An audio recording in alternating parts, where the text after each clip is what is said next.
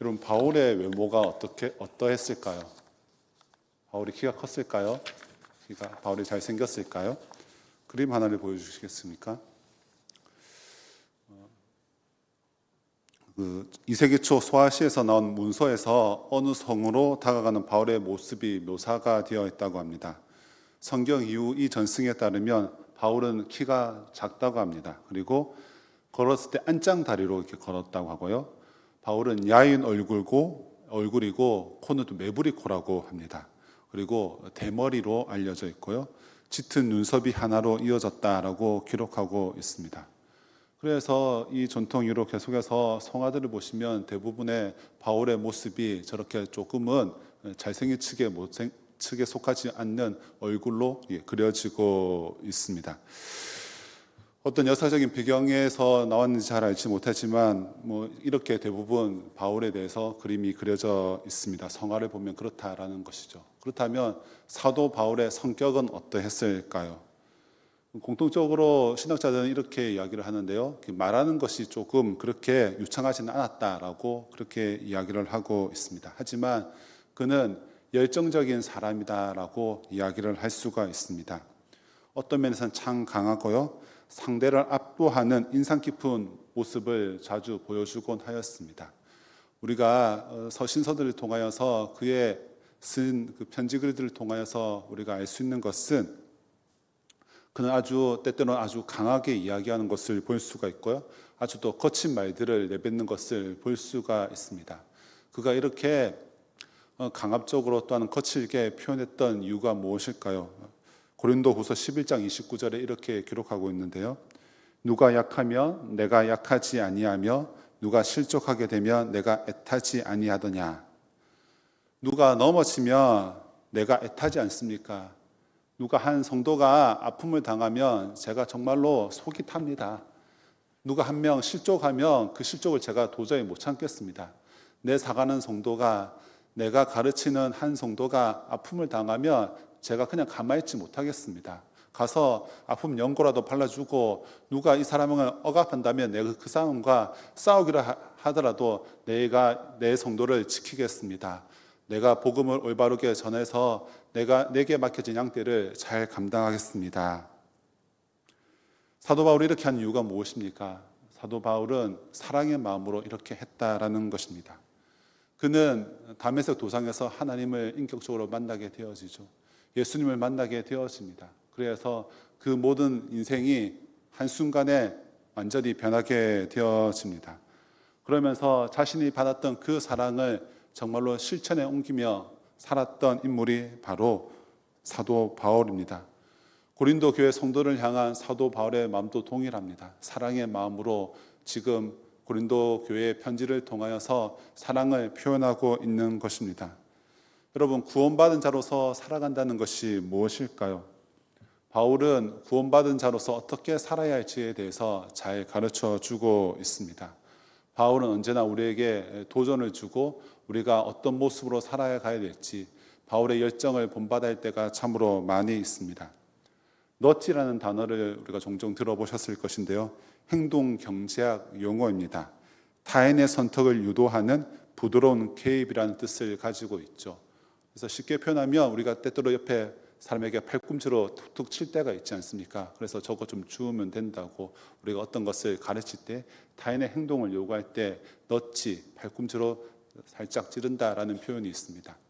그런데요, 사도 바울은 가볍게 우리에게 팔꿈치로 치는 것들이 아니라 말씀을 통하여 강력하게 우리에게 팔꿈치로 치고 있습니다. 정신 차리고 바르게 신앙생활 하라고, 구원받은 자로서 어영부영 그렇게 행동하는 것들이 아니라 어중간하게 머뭇머뭇하게 세상과 교회 사이에 서서 살아가는 것들이 아니라 정신을 똑바로 차리고 열심을 다해서 열정을 다해서 참된 성도답게 살아가라고 사도 바울은 이렇게 편지를 통하여서 고린도 교회에게 이야기를 하고 있습니다. 또한 오늘 우리에게 이 시대를 살아가는 우리들에게 하나님의 삶으로 어떻게 살아가야 될지 넛지 계속적으로 팔꿈치로 찔러주고 있다라는 것입니다. 우리는 하나님의 말씀을 펼칠 때마다 우리 안에 찔림이 있기를 원합니다. 하나님의 말씀을 펼칠 때마다 내 안에 감동이 있고 내 안에 찔림이 있고, 그래서 그것이 머릿속에만 멈추는 것들이 아니라 우리의 삶들 가운데 행동으로 옮겨지는 여러분 되어지기를 소망합니다. 오늘 다시 한번 이 시간 고린도서 9장 말씀들을 통하여서 우리 안에 감동이 있었으면 좋겠고 우리 안에 찔림이 있었으면 좋겠습니다. 성령 하나님께서 우리 안에 찔림이 넘치도록 이 시간 함께하기를 소망합니다. 여러분 8장부터 10장까지 내용이 그렇게 호락호락하게 이해되는 본문은 아닙니다. 이것을 좀 한 묶음으로 봐야 되는데요. 아주 복합적입니다. 지금 사도 바울이 말하는 것을 큰 줄기 맥락에서 좀 살펴봐야 하는데요. 고린도 교회 안에 좀 강한 자, 힘 있는 자, 권력 있는 자가 있고 약한 자들이 있습니다. 지금 사도 바울은 이 강한 자 또한 약한 자 이 모두를 아우르는 화해의 시도를 하고 있다라는 것입니다. 우리가 지난주에 살펴본 8장의 내용은 어떤 것인가 하면 우상에게 바쳐진 제물에 관한 이야기입니다. 13절은 이렇게 정리를 하고 있는데요. 제가 한번 읽도록 하겠습니다. 그러므로 만일 음식이 내 형제를 실족하게 한다면 나는 영원히 고기를 먹지 아니하여 내 형제를 실족하지 않게 하리라. 우상의 제물을 먹어도 되죠. 하지만 누가 어떤 교회 한 성도가 우상의 제물을 먹는 것 때문에 상처가 된다. 그렇다면 나는 이 권리를 포기하겠다. 먹지 않겠다라는 내용이 바로 8장의 내용입니다.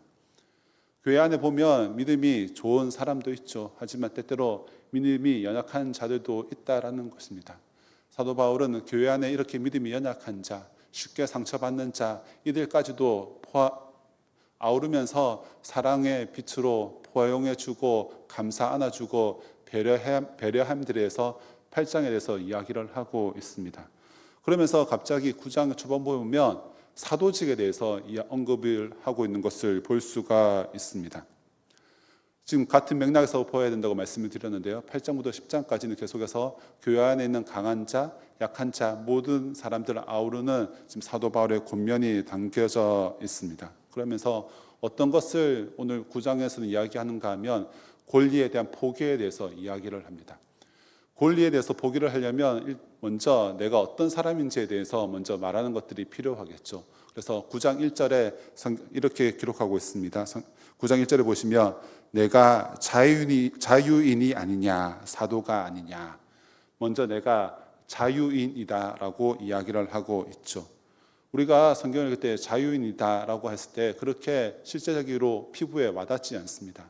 하지만 그 당시 사람들에게 자유인 이렇게 하면 실제적인 그리고 현실감 있는 단어라고 할 수가 있는 것이죠. 당시 80-90%가 넘는 노예들을 염두에 둔 것으로 그들은 노예와 자유인의 차이를 잘 알고 있었기 때문입니다. 하지만 정작 말하고자 하는 것은 신분적인 자유가 아닙니다. 여기서 사도 바울이 자유인이다라고 이야기하는 것은 예수님께서 요한복음에 말씀하신 진리를 알지니 진리가 너희를 자유케 하리라, 그 말씀에 해당한다고 볼 수가 있습니다. 예수님 안에서 얻게 된 진리라는 것이죠. 여러분, 성도가 예수님 안에서 누리게 될 자유가 무엇입니까? 우리가 예수님과 연합함들을 통하여서 죄로부터 자유롭게 되어지죠. 우리가 그리스도 안에 있음들을 통하여서 우리는 율법에서부터 자유롭게 되어집니다. 죄로부터 율법으로, 또한 우리는 사단의 속박으로부터 우리는 자유롭게 되어집니다. 뿐만 아니라 하나님과 동행하게 되는 자유를 누리게 되어지죠. 하나님으로부터 얻게 되어지는 자유가 참으로 풍성하다는 것입니다. 사도 바울 그는 그리스도를 만났습니다. 그리고 그 만남을 통해서 참된 자유를 얻은 자가 되었습니다. 또 그는 이야기를 합니다. 나는 사도이다. 내가 자유인이 아니냐, 사도가 아니냐. 당시 이슈가 있었습니다. 화두가 있었는데 사도 바울이 진짜 사도 바울이 사도가 맞느냐, 이것이 핫 이슈였다라는 것입니다. 왜냐하면 사도 바울은 직접적으로 예수님을 만나지 못하였습니다. 예수님을 직접적으로 만나지 못하였는데 진짜 사도가 맞느냐? 사도라면 예수님의 12제자를 부르는 호칭이었습니다. 사도는 예수님께서 직접 택하신 자요, 죽음과 부활을 목격한 자가 바로 사도인데 어떻게 사도 바울이 사도가 되느냐, 이것이 이슈였다라는 것입니다. 그래서 많은 논쟁이 있었죠. 성경에서 사도 바울은 이 사도직에 대해서 종종 언급하는 것을 볼 수가 있습니다. 갈라디아서 1장 1절에서는 사람들에게서 난 것도 아니요 사람으로 말미암은 것도 아니요 오직 예수 그리스도와 그를 죽은 자 가운데서 살리신 하나님 아버지로 말미암아 사도된 바울은, 갈라디아서뿐만 아니라 계속해서 성경에서 자기 자신을 사도가 맞다라고 이야기하는 것을 볼 수가 있습니다. 바울은 사도됨을 종종 언급을 하는데요, 오늘 본문에서도 자신이 사도가 맞다라는 것을 이야기를 합니다. 하지만 오늘 본문에서 더욱더 중점을 두고 있는 것은 자신의 사도직을 변호하기 위해서가 아닙니다.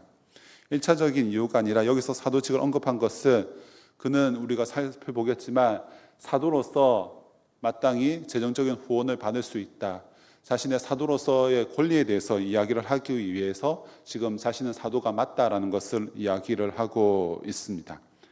사도로서 재정적인 후원과 지원을 누릴 수 있는 권리가 나에게 있다라는 것을 설명하기 위해서 1절에 사도직에 대해서 언급하고 있다라는 것이죠.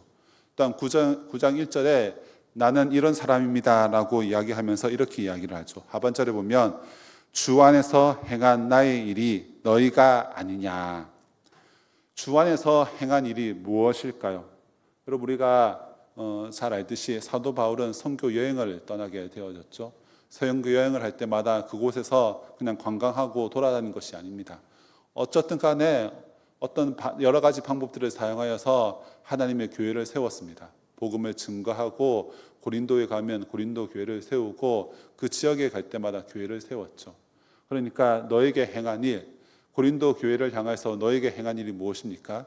사도 바울은 고린도 지역에 가서 복음을 증거하였습니다. 증거하였고 회심의 사람들이 있었고 그 사람들이 모여서 교회를 이루게 되어졌다라는 것입니다. 말씀의 씨앗이 뿌려지고 그 열매를 통하여서 고린도의 교회가 세워졌다라는 것입니다. 그 결과물이 바로 지금 편지를 받고 있는 너희들이라는 것입니다. 즉 사도 바울이 고린도 교회 개척자, 설립자라고 할 수가 있다라는 것입니다. 다른 사람들은 내가 위임받은 고난을 인정하지 않더라도 여러분들은 나와 함께 있었기 때문에 또 나의 사역을 보았기 때문에 경험했기 때문에 여러분은 결코 그럴 수 없다라는 것입니다. 그러니까 9장 1절에서 지금 나는 이런 사람입니다 라고 분명하게 이야기를 하고 있습니다. 나는 자유인이고 나는 사도의 직분을 받았고 나는 고린도 교회 개척자입니다. 설립자입니다. 이렇게 자신이 어떤 사람인지를 이야기를 하고 있는 것은 4절부터 이어지는 내용과 우리는 해서 살펴볼 수가 있습니다. 나는 이런 사람입니다. 그런데 내가 이런 사람이지만 또한 나는 내가 마땅히 누려야 할 이런 것들을 포기하고 있다는 것을 4절 이후로부터 설명을 하고 있습니다. 4절에 보면 또 이런 이야기로 시작되어지는데요. 우리가 먹고 마실 권리가 없겠느냐. 여러분, 저는 영신교회로부터 지금 사례를 받고 있습니다. 또한 영신교회로부터 사택을 제공받고 살아가고 있습니다. 여러분들의 헌금을 통하여서 목회자들이 그렇게 살아가고 있습니다. 그 주신 돈으로 사례비를 가지고 장을 봐서 또 우리 가족들이 함께 먹고 또 집에서 살 수 있습니다. 우리 참 이것들이 감사하죠. 감사한 마음으로 사례를 받고 살아가고 있습니다. 고린도 9장 5절에 보면 우리가 다른 사도들과 주의 형제들과 게바와 같이 믿음의 자매된 아내를 데리고 다닐 권리가 없겠느냐. 무엇을 말하고 있는가 하면 하나님께서 사도라는 직분, 일단 저는 목사라는 직분들을 이렇게 하나님께 주셨죠. 사도라는 직분을 받았을 때에 그 성도들이 이 사도들을 후원해주고 챙겨야 될 책임이 있다라는 것이죠. 여러분들이 저를 부교육자로 받아들였을 때에 이 목사를, 김신곤 목사를 책임지겠다, 생활비를 주고 사택을 제공하겠다, 이렇게 이야기를 합니다. 사도가 되었다라는 것은 우리가 사도로서 책임이 있겠지만 또한 사도로서 누릴 수 있는 고난들이 있다라는 것입니다. 근데 5절에서 우리가 먼저 알 수 있는 것은 사도들이 결혼했다는 것도 먼저는 알 수가 있고요. 그리고 5절에서 또한 알 수가 있는 것은 전도 여행 시에는 부인도 함께 다녔다라는 것도 알 수가 있습니다. 또한 5절에서 알 수 있는 것은 사도들뿐만 아니라 가족까지도 교회가 섬겨야 할 책임이 있다라는 것을 5절 말씀을 통해서 알 수가 있는데요. 4절부터 시작해서 지금 사도 바울이 이야기하고 있는 것은 내가 이런 사람이지만 내가 이렇게 마땅히 누려야 할 권리들이 있는데 이 모든 것을 내가 이런 사람이기 때문에 내가 마땅히 누려야 할 권리가 있다라는 것을 지금 설명하고 있습니다. 그렇기 때문에 먼저 첫째로는 나도 사도직에 대해서 많은 사람들이 의심하고 왈가불가하지만 나는 사도였기 때문에 사도들이 특별히 게바가 언급되어 있죠. 게바가 이렇게 사도로서 후원을 받고 그렇게 사람들에게 그렇게 지원을 받듯이 나 역시 사도이기 때문에 사람들로부터 교회 성도들로부터 후원받을 권리가 있다라는 것을 이야기를 하고 있는 것입니다. 그러면서 또한 본문에 등장하는 것이 군인도 등장하고요. 그다음에 정원사, 우유 짜는 사람이 등장합니다. 3장에서 마찬가지로 그림 언어를 통하여서 지금 자신의 자신의 지금 말하고자 하는 것들을 이야기를 하고 있습니다. 군인이 자기 힘으로 생계를 유지하며 군복무를 합니까? 그렇지 않다라는 거죠. 예, 군인은 열심히 어떻게 하면 전쟁에 나가서 힘써 싸울까? 그것을 궁리하고 연습하는 것이지 생계 유지에 대해서 걱정하지 않습니다. 정원사가 정원에서 나온 채소를 먹으면 안 됩니까? 먹어도 되죠. 우유 짜는 사람이 통에 담긴 우유를 마시면 안 됩니까? 마셔도 되죠. 지금 사도 바울은 일상적인 이야기를 하면서 합당한 재정을 보상받는 것, 합당하게 자신이 일한 만큼 재정을 후원받는 것, 그것이 맞다라고 이야기를 하고 있습니다.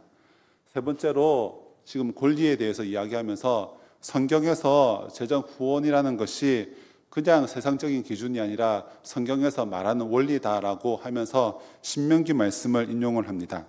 또한 9장 8절에 보면 내가 사람의 예대로 이것을 말하느냐 율법도 이것을 말하지 아니하느냐 그러면서 신명기 말씀을 언급하는 것을 볼 수가 있습니다. 재정적인 후원을 받는 것 이것이 인간적이고 사회 간섭적인 이야기가 아니라는 것이죠. 성경에서 말한 내용을 언급하면서 이렇게 후원받는 것이 당연한 권리다라는 것입니다. 지금까지 사도 바울은 무엇을 이야기하고 있는가 하면 나는 이런 사람입니다. 나는 이런 사람이기 때문에 내가 누려야 할 권리들이 있습니다. 그런데요, 여기서 사도 바울은 또 어떻게 논리를 전개해 가는가 하면 이렇습니다. 자기 자신이 받을 권리들을 강조하면서 나는 이 권리를 포기하겠습니다. 왜 갑자기 권리에 대해서 나는 이런 권리들이 있다는 것을 강조하고 난 뒤에 이런 권리를 포기하겠냐라고 이야기를 하고 있는 것일까요? 특별히 바울이 살던 그 시기에 세계관이 이렇습니다. 어떤 선물을 거부하거나 권리를 포기한다는 것은 중대한 모욕으로 간주하였습니다. 그러니까 어떤 선물을 줬는데 선물을 받지 않는다거나 어떤 자신의 권리를 포기한다는 것은 중대한 하나의 모욕으로 간주했다라는 것이죠. 이런 권리를 포기한다면 이 권리를 포기한 것보다 더 큰 중대한 이유가 있어야 한다라는 것입니다.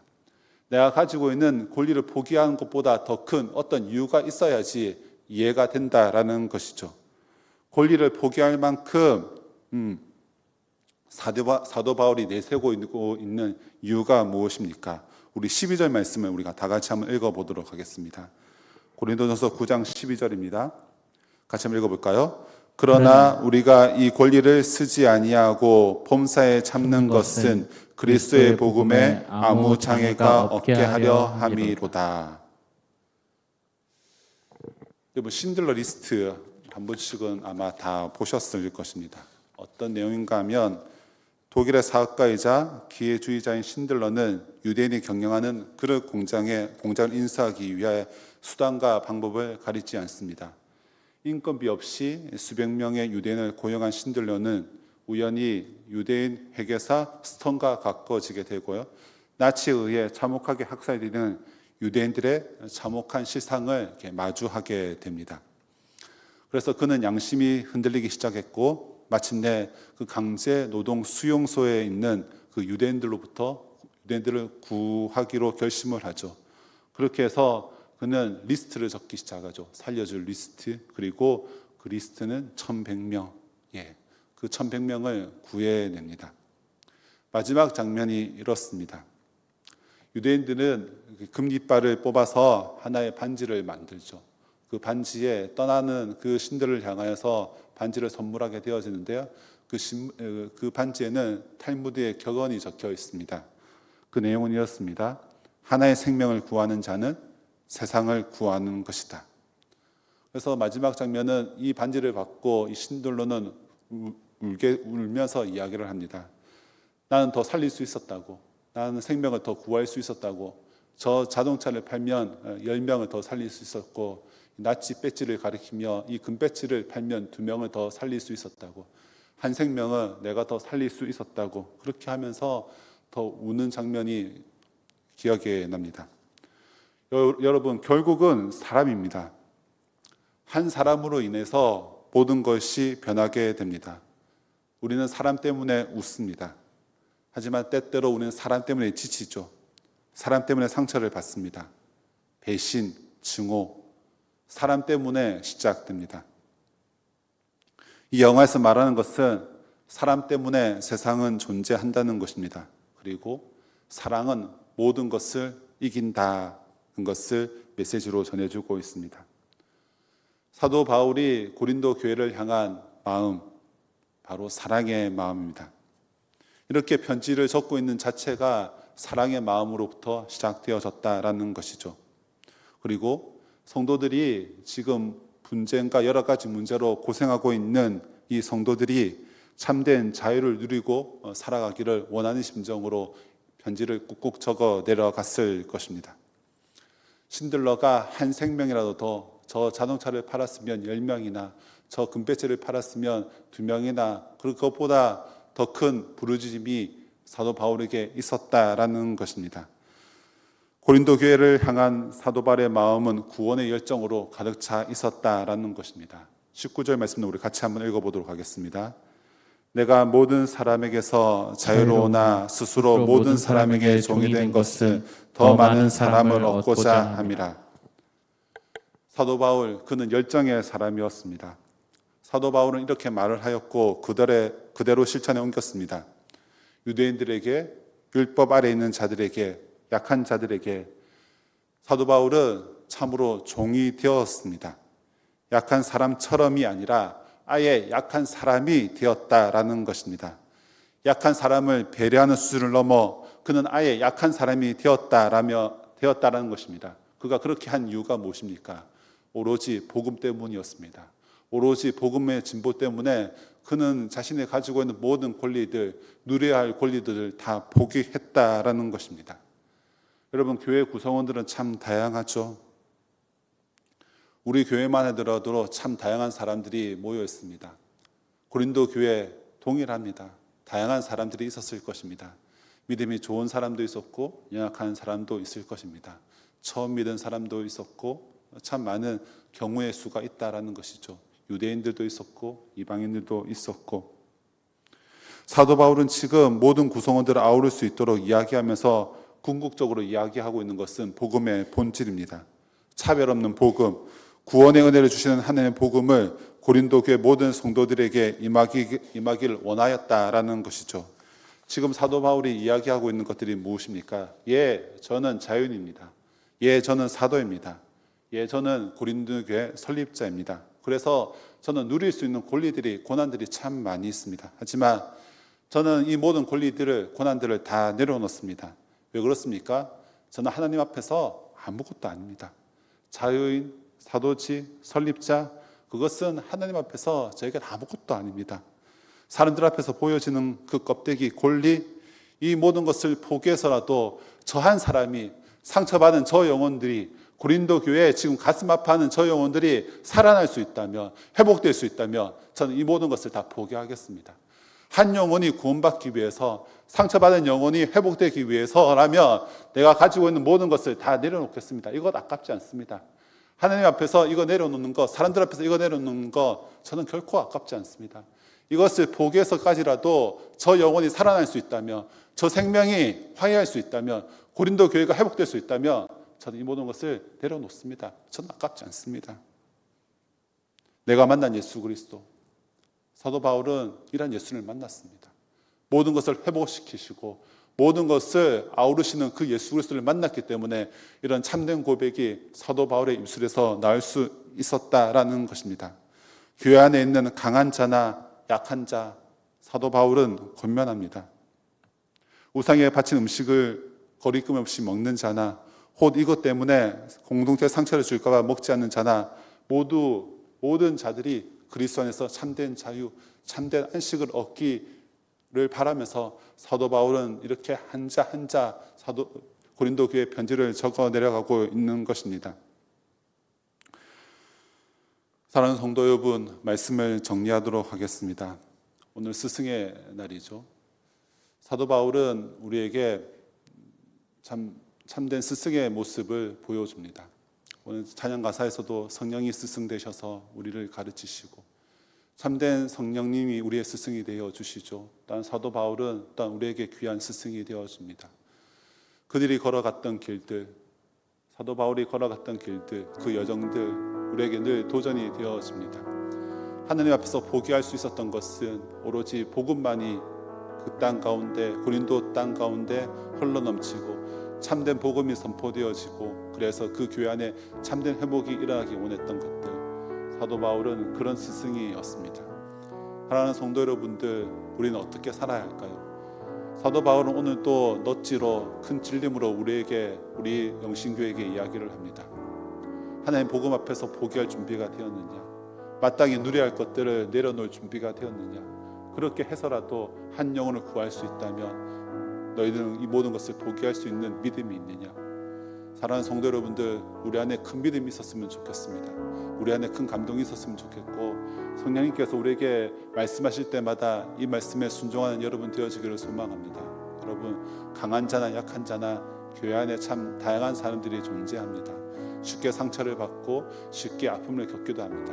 하지만 하나님께서 우리 교회를 향한 말씀은 평안입니다. 자유입니다. 그리스도 복음 안에서 참된 자유를 누리는 것입니다. 사랑하는 성도 여러분들, 우리 교회를 위해서 더 많이 기도해 주십시오. 우리 교회가 믿음으로 온전하게 성장할 수 있도록, 어떤 시험과 어떤 어려움에서도 굳세게 설 수 있도록 여러분 많이 기도해 주시고 항상 이 말씀 기억하면서 우리 교회를 위해서 더 많이 기도하시는 여러분 되어지기를 소망합니다. 우리 이 시간 은혜라는 찬양 우리 같이 하면서 마음을 담아 고백하도록 하겠습니다.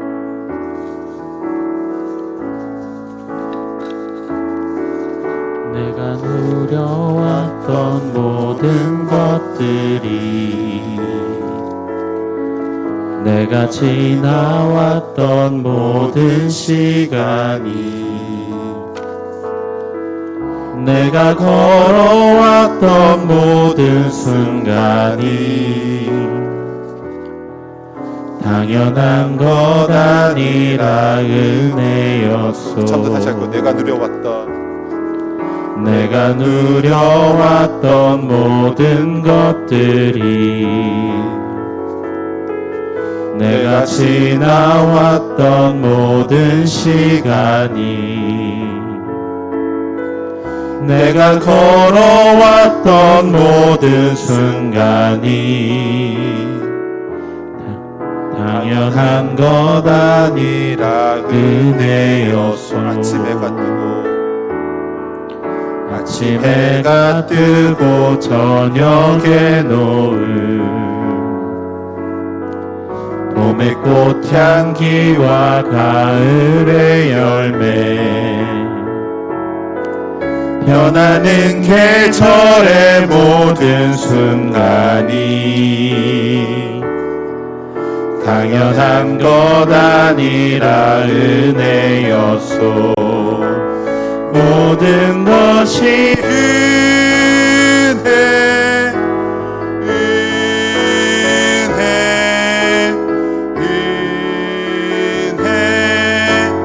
한없는 은혜, 내 삶에 당연한 것 하나도 없었던 것을 모든 것이 은혜였어. 모든 것이 것이 은혜